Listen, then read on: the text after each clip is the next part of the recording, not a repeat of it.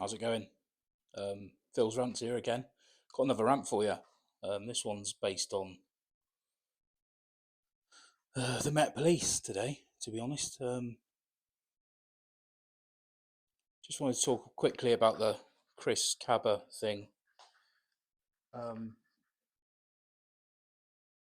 Not about the case, because that wouldn't be right, because it's obviously still in process, but about the naming of the officer involved. I don't know about you, but I don't think it's right that people get named for being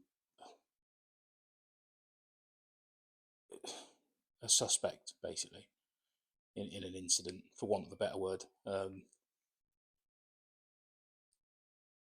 I don't think people should be named until conviction. Is the honest truth. There's a lot of offences out there that shit sticks, long and short of it, and people end up getting grief through the old trial by public, trial by Facebook, etc. And it doesn't matter if you're an armed response officer or Joe Bloggs that works down at Woolies. It doesn't really matter. You shouldn't be named.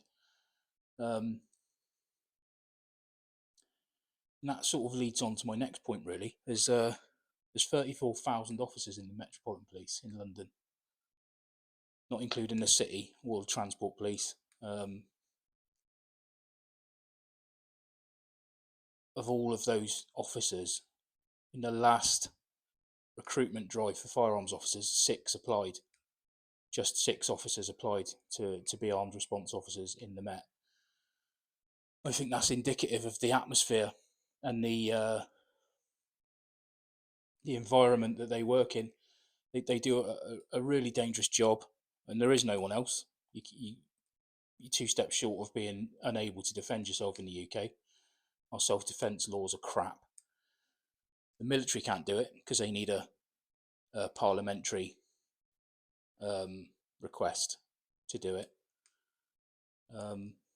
So all we've got is armed officers to go out and deal with literally the scum of the earth, the lowest human trafficking, drug trafficking, criminals, terrorists, serious organised crime, drug dealers. These are the people that go out and kick their door in and sort them out. And that's what we pay them for. So I don't think they should be named. It is my opinion. I don't know what yours is. Feel free to comment below. And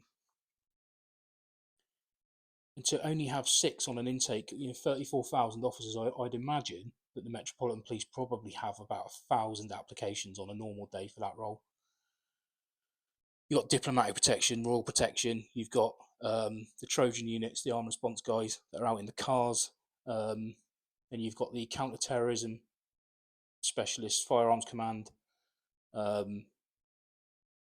So being an armed officer is a mixed role in London. The guys at Heathrow, we all see them when we go on holiday and things like that. 6 officers out of 34,000. So less the armed officers. What's that? Probably, I don't know, 10% of them. So that's nothing. And the reason that people aren't applying is because, well, the way I see it is it looks like you can get more in the shit being a firearms officer than not being one. The police service, they don't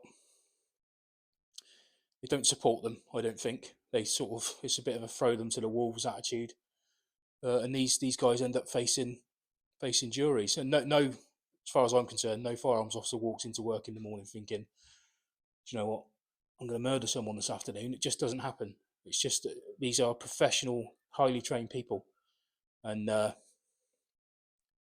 naming this guy, the reason these guys have always got balaclavas on when you see them on the telly is because they conduct really sensitive work, real, like, highly vetted work, national security, organised crime, that sort of thing. That's why their faces are covered, because they don't want to be recognised, because what they do is dangerous and the people they deal with are dangerous, and they will look for them.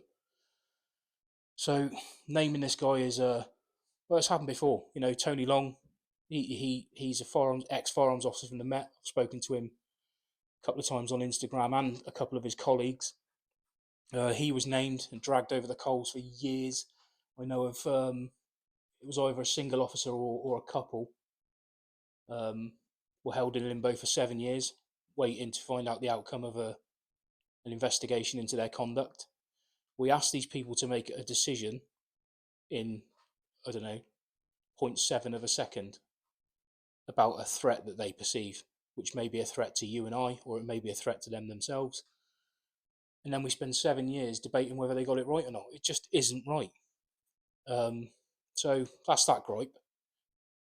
The next gripe about the Met is the Wayne Couzens thing. Okay, so Wayne Couzens was a wrong one. We know he was. What he did was abhorrent. He deserves way more than he got. But this report that's come out about vetting and weeding these officers out before they join, I just want someone of that mindset to come forward and tell me how the Metropolitan Police are going to know what is it. What are they going to do in advance? Say Joe Bloggs applies to the police. He's never had any police contact, never been in trouble with the police, never been in trouble at school. There's nothing on this guy. Absolutely nothing. But he is a wrong un. You know, just through natural selection, he is a wrong un. How do you vet that out? Because I'm not sure. The reality is you can't. The police reflect the public reflect the police. It's the Pelian principles, the way the police runs in the UK, with police by consent. They are you and you are them. So any issues you've got, they've got. Any issues they've got, you've got. That's the way it works. You can't vet that out, I'm afraid. It doesn't matter how much you push and piss and moan and, you know, stand outside Parliament and, oh, you know, he was a police officer and he had a gun and they didn't invest. What the Met ballsed up. There's no doubt about that whatsoever. They ballsed up with this guy big time. But that does not mean that they're somehow going to be able to magically vet out anybody like him in the future. It's a sad reality, but it's the truth. Unless somebody knows something I don't, in which case, please put in the comments below, let me know, because I'd love to see this one. So yeah, that's today's rant, really. I think the police are a whipping post for not just a lot of people, but a lot of organisations, a lot of industries. You know, social services, hospitals, well, you name it. They're all over it, and the police do seem to get the blame a hell of a lot. When the majority of police officers are decent people doing a decent job, and they're in it for a decent reason. And I think we've lost sight of that. Public trust in the police is at an all-time low. I don't think that's justified. I really don't. I just think if you did it in any other demographic of society, any other demographic, you'd be slapped down for it. One police officer makes a mistake, or one police officer's a wrong un, and they're all wrong uns, and they get treated as such, and it's just not right. Look at Lucy Letby in the NHS, Harold Chipman. Serial killers. Didn't hear a peep. Not a word. A lot of people were disgusted, and what they did was abhorrent, and